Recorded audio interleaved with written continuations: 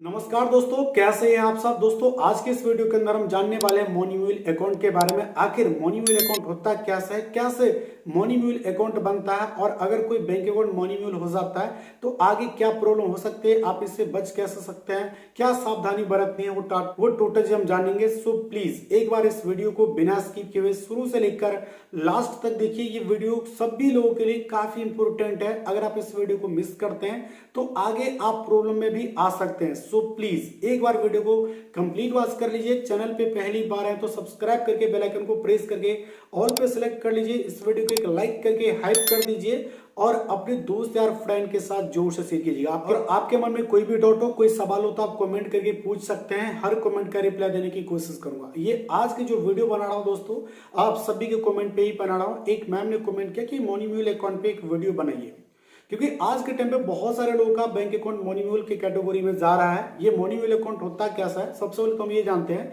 कि मोनीम्यूल का अर्थ क्या होता है। मोनीम्यूल यानी कि मनी लॉन्ड्रिंग, मनी रोटेशन होना। मोनीम्यूल अकाउंट यानी कि ऐसा बैंक अकाउंट होता है जिसका उपयोग अपराधियों द्वारा अवैध तरीके से किए गए हासिल या फिर अर्जित किए गए धन को संचय करने के लिए या फिर ट्रांसफर करने के लिए, छिपाने के लिए जिस बैंक खाते का उपयोग किया जाता है उस बैंक को कहा जाता है, उस अकाउंट को कहा जाता है मोनीम्यूल अकाउंट। आप में से किसी का भी अकाउंट हो सकता है, ठीक है। अभी कैसे बनता है तो ये हम सबसे पहले जानेंगे, फिर जानेंगे इसके प्रॉब्लम के बारे में, ठीक है। देखो आज के टाइम पे क्या है कि बहुत सारे स्कैम बढ़ गए हैं, बहुत सारे फ्रॉड बढ़ गए हैं, जिसके कारण बहुत सारा अकाउंट जो सो मोनीम्यूल में जाता है, ठीक है। और आज के टाइम पे ऑनलाइन गेमिंग की बहुत ज्यादा चल रहा है। तो अब ये नहीं कि अगर गेमिंग से आपने विड्रॉ कर लिया तो आपका बैंक अकाउंट मोनीम्यूल हो चुका है, ठीक है। नहीं, अगर किसी का बैंक अकाउंट मोनीम्यूल में चला जाता है तो उस पे आरबीआई यहाँ पे डायरेक्ट नजर रखती है और उस पे बहुत ज्यादा स्ट्रिक्ट गाइडलाइन भी दिया गया। इसके साथ ही साइबर क्राइम की भी नजर रहती है। अगर आपका बैंक अकाउंट मोनीम्यूल में आता है तो फिर आपके ऊपर जांच बैठ सकते हैं, आपको जेल भी जाना पड़ सकता है। जी हाँ, क्योंकि यह अपराध एक बहुत बड़ा अपराध है, क्योंकि ऐसे लोगों का ठगा हुआ पैसा उस अकाउंट पे संचय होता है या फिर उस अकाउंट से बाकी लोगों के अकाउंट में ट्रांसफर हो जाता है। इसलिए उस अकाउंट को मोनीम्यूल कैटेगरी में रखा जाता है, ठीक है। तो ये बनता कैसे है हम डिटेल में जानते हैं। तो सबसे पहले यहाँ पर देख लो, यहाँ पर लिखा है मोनीम्यूल एक ऐसा बैंक खाता होता है जिसका उपयोग साइबर अपराधी अवैध रूप से हासिल किए गए धन को ट्रांसफर करने या छिपाने के लिए करते हैं, ठीक है। जी हाँ, ये अपराधियों द्वारा इस अकाउंट को संचालित किया जाता है, ठीक है। उस बहुत सारे लोगों से ठगा गया पैसा उस अकाउंट में रखते हैं और फिर बाकी लोगों को ये पैसा डिस्ट्रीब्यूट कर देते हैं। कैसे कैसे बांटते हैं ये आपको जानना बेहद जरूरी है। नहीं तो किसी भी तरीके से, किसी भी माध्यम से आपके अकाउंट में अगर फ्यूचर में पैसा आता है तो फिर आपका भी बैंक अकाउंट फ्रीज हो जाएगा। जैसे कि आज के टाइम पे बहुत सारे लोगों का बैंक अकाउंट फ्रीज हो रहा है उसके अकाउंट में, जबकि गेमिंग से पैसे आ रहे हैं, और बहुत सारे लोगों के अकाउंट में गेमिंग के भी पैसा नहीं आ रहा है फिर भी अकाउंट फ्रीज हो रहा है। बस यही सब कारण है, ठीक है। तो इसका जो सो मोनीम्यूल काम कैसे करते हैं ये जानते हैं। सबसे पहले लालच, नौकरी का ऑफर। स्कैमर्स करते क्या, सोशल मीडिया, ईमेल या फिर ऑनलाइन जॉब पोर्टल के जरिए लोगों से संपर्क करते हैं और आसानी से पैसा कमाने का लालच देते हैं या फिर कमीशन कमाने का लालच देते हैं, और लोग उस ट्रैक में फंस जाते हैं और फिर वो अपना बैंक खाता यूज करते हैं, ठीक है।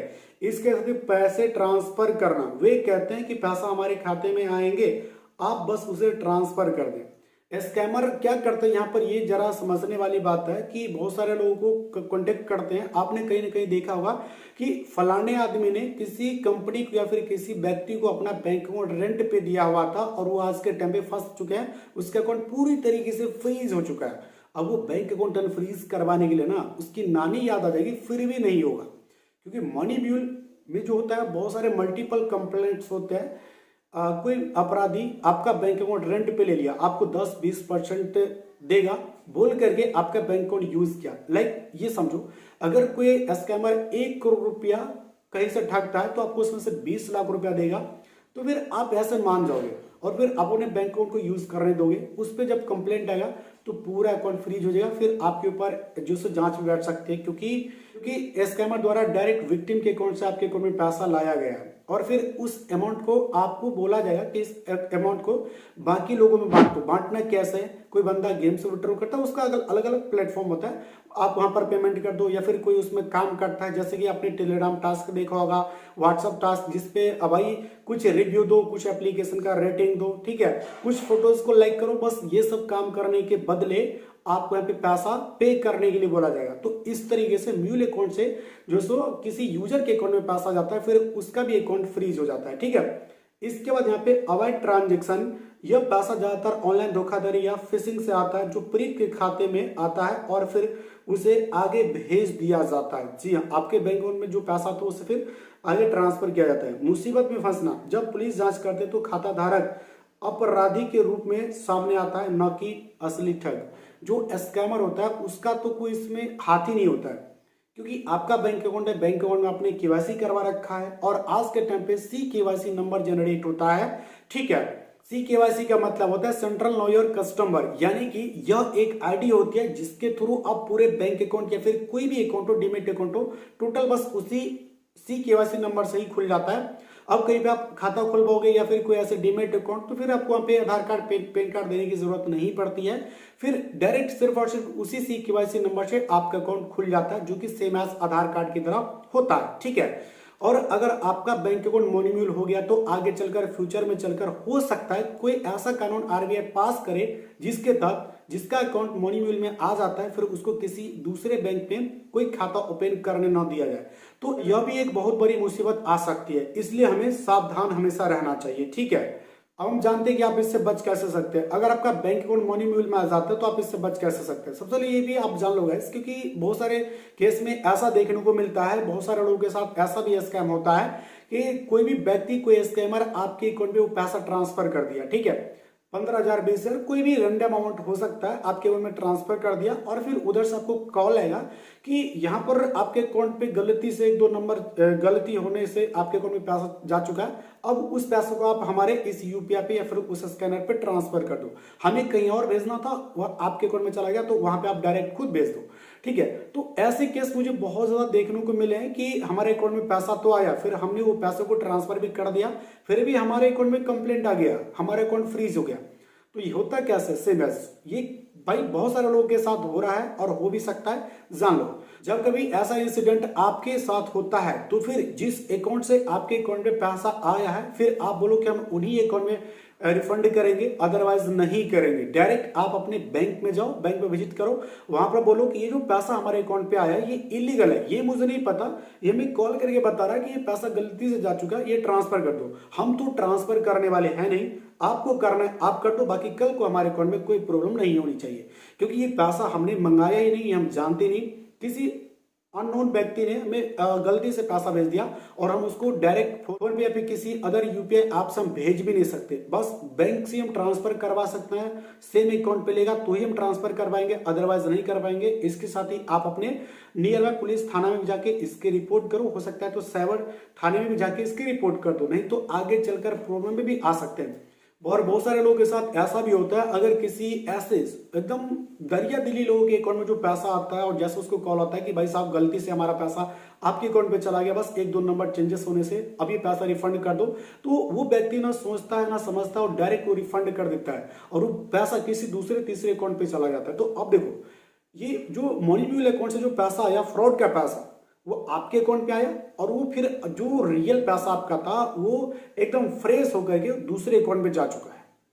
ठीक है, इसी तरीके से ब्लैक मनी को व्हाइट मनी किया जाता है, इस तरीके से भी होता है यह स्कैम। इससे भी एकदम बचना चाहिए। अगर ऐसा कुछ इंसिडेंट होता है आपके साथ तो बिल्कुल भी ना घबराए, बैंक में जाए या फिर बैंक के कस्टमर केयर में कॉल करें और पुलिस में भी आप यहाँ पे इसको कंप्लेन करें, देन आप सेफ रह सकते हैं। ठीक है, और पैसा वापस करने की बात ही सोच दो, पैसा वापस करना ही नहीं है आपको बिना बैंक जाए हुए। ठीक है, अगर आप पैसा ट्रांसफर कर भी देते तो फिर आपके पास पूरी रिकॉर्डिंग होनी चाहिए, पूरा प्रूफ होना चाहिए कि ये पैसा आया था और उसी सेम अकाउंट में हमने पैसा ट्रांसफर भी कर दिया, देन आप इस चीज में बच सकते हैं। और बैंक को भी आपने कंप्लेन करा था, वो उसकी भी आप कॉपी रखें। ठीक है, और जो भी बैंक के रिलेटेड इस मोनीम्यूल या फिर अकाउंट फ्रीज एंड फ्रीज से रिलेटेड कोई भी इशू होता है तो आप जो भी डॉक्यूमेंट्स तैयार करते हैं उस डॉक्यूमेंट्स को हमेशा अपने पास रखें। ठीक है, अब दोस्तों हम जानते हैं इससे बचने के उपाय। आखिर हम इससे बच कैसे सकते हैं, तो सबसे पहला कि अगर कोई व्यक्ति अगर आपको बोलता है कि हम इस काम के बदले फिर बहुत आसान काम के बदले हम आपको ज्यादा कमीशन देंगे, तो उसमें नहीं आना है और ना ही किसी दूसरे को अपना बैंक अकाउंट वगैरह देना है, या फिर अपने बैंक अकाउंट में पैसा मंगवाकर कोई कहे कि दूसरे को ट्रांसफर कर दो, तो ये भी आपको नहीं करना है, और ना ही किसी को ATM वगैरह ये सब किसी को यूज करने देना है। ठीक है, और नहीं तो आज के टाइम पे, अगर आज के टाइम पे आप यूपीआई वगैरह ले रहे हैं तो ये भी आपको प्रॉपर बंद कर देना चाहिए। नहीं तो आज नहीं तो कल हो सकता है आपका अकाउंट मनी म्यूल में नहीं जाएगा तो डेबिट फ्रीज हो सकता है। आप लोगों को पता है आज के टाइम पे फ्रॉड का पैसा मार्केट में घूम ही रहा है। कोई व्यक्ति फ्रॉड करता है, म्यूल अकाउंट में जाता है और उस अकाउंट से न जाने कितने सारे लोगों के, इनोसेंट लोगों के अकाउंट में पैसा जाता है, गेमिंग के माध्यम से, P2P ट्रेडिंग के माध्यम से, है ना। अगर आप दोस्त यार को ट्रांसफर करते हैं या फिर किसी भी तरीके से आप ऑनलाइन लेन देन करते हैं तो किसी न किसी तरीके से आपके अकाउंट में फ्रॉड का पैसा आ जाता है और फिर आपके अकाउंट फ्रीज होल्ड लीन लग जाता है। तो इसलिए आज के टाइम पे हमें ये सारी चीजें नहीं करनी है। सिर्फ अगर हम जानते हैं तो उनसे ले सकते हैं, लेकिन बहुत ही कम लिमिटेड आप ले सकते हैं। ओके, बाकी आप पे डिपेंड है, बताना मेरा काम था, मैंने आपको बता दिया मनी म्यूल आखिर होता क्या। आई थिंक आप सब कुछ समझ गए होंगे। उम्मीद करता हूँ वीडियो पसंद आई होगी। वीडियो अगर आपको पसंद आए तो वीडियो को एक लाइक कीजिएगा, इस वीडियो को जितना हो सके शेयर कीजिएगा और इस चैनल पे पहली बार है तो सब्सक्राइब भी कीजिएगा। फिर मिलते हैं न्यू वीडियो में न्यू टॉपिक के साथ, तब तक के लिए बाय बाय।